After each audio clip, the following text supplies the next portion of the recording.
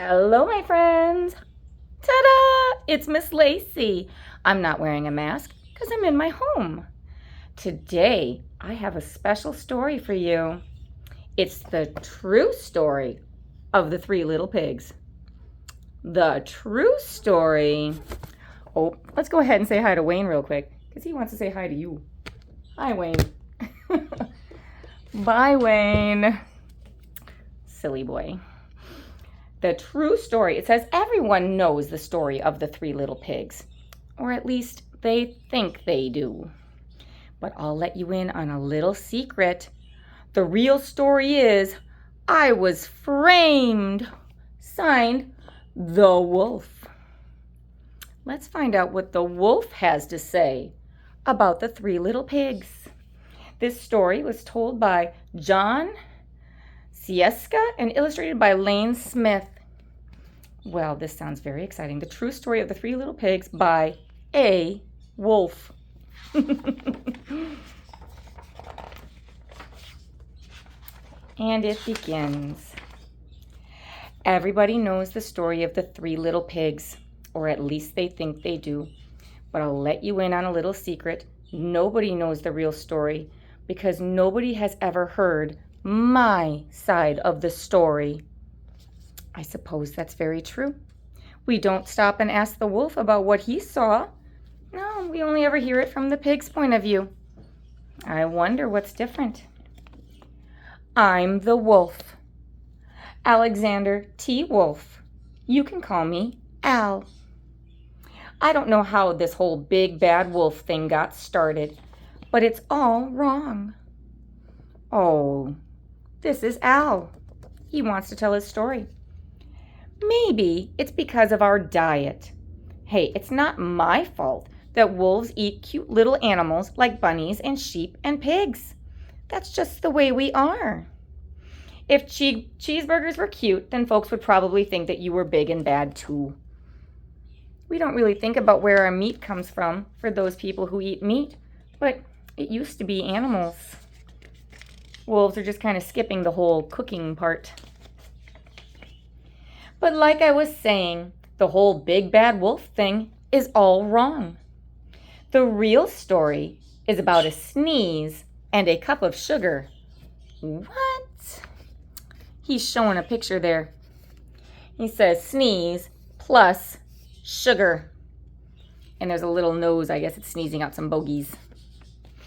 This is the real story, it says.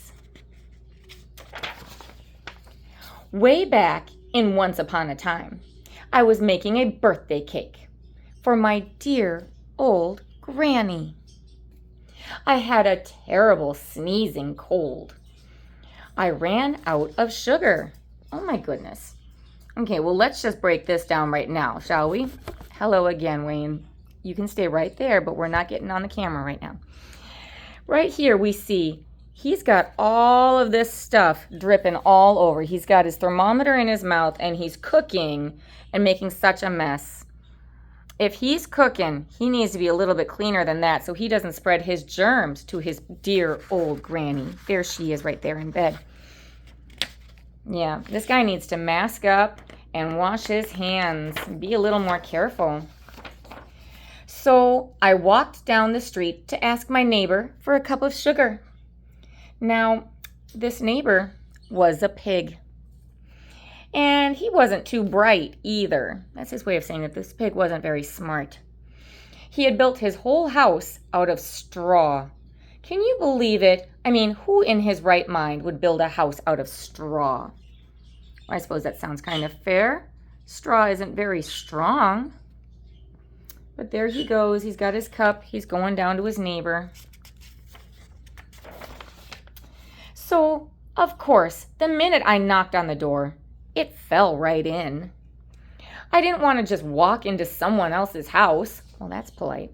So I called, little pig, are you in? No answer.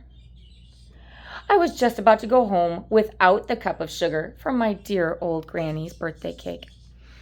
That's when my nose started to itch.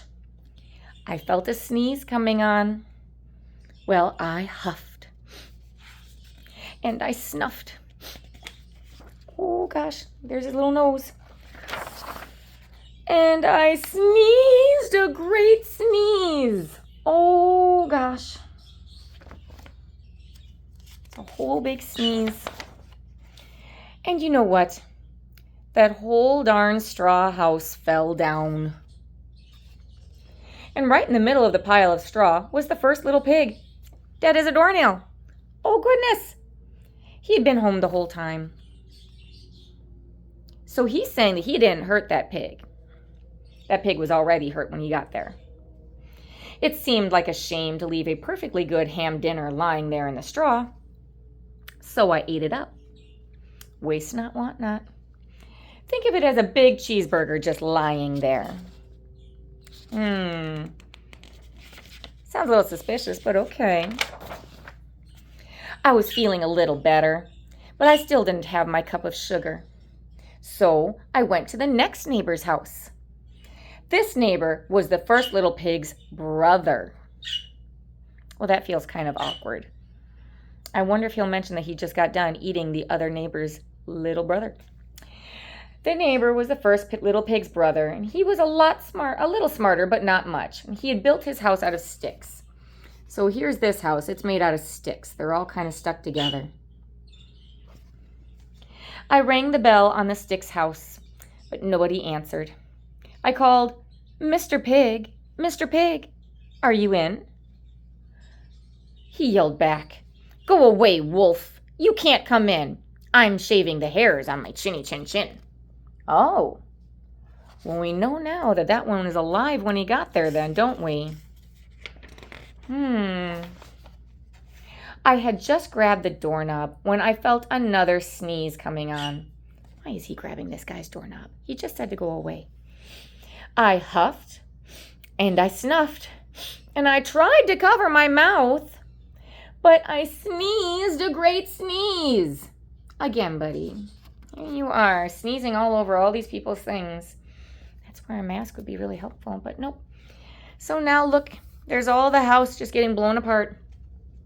And you're not going to believe it, but this guy's house fell down just like his brother's.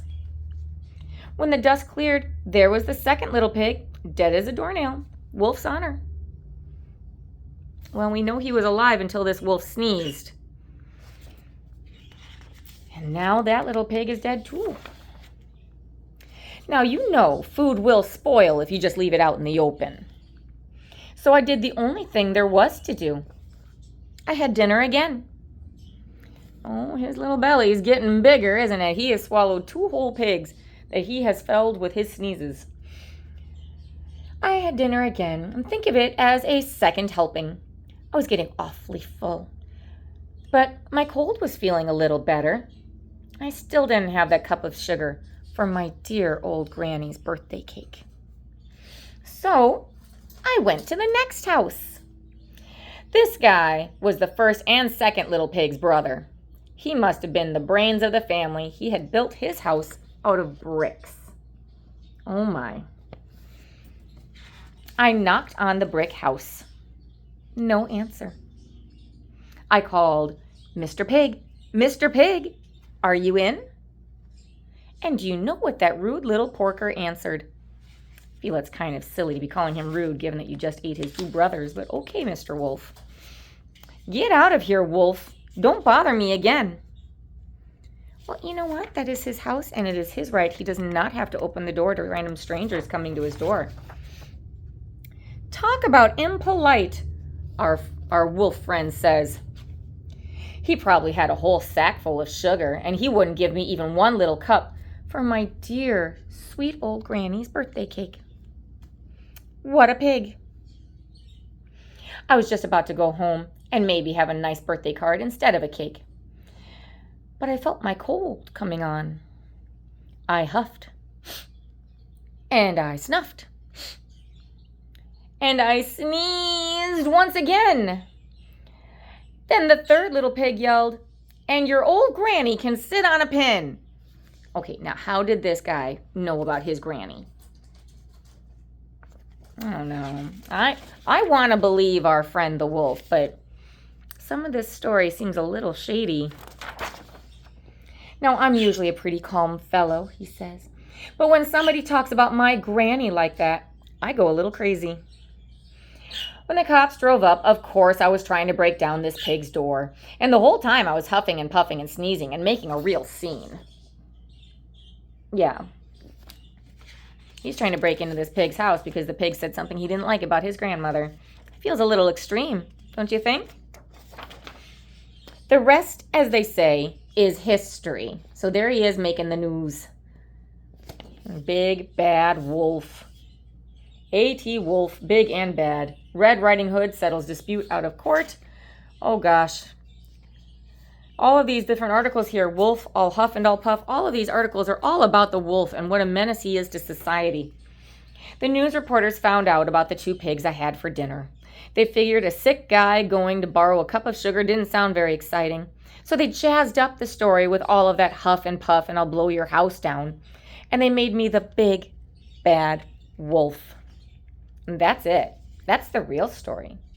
I was framed.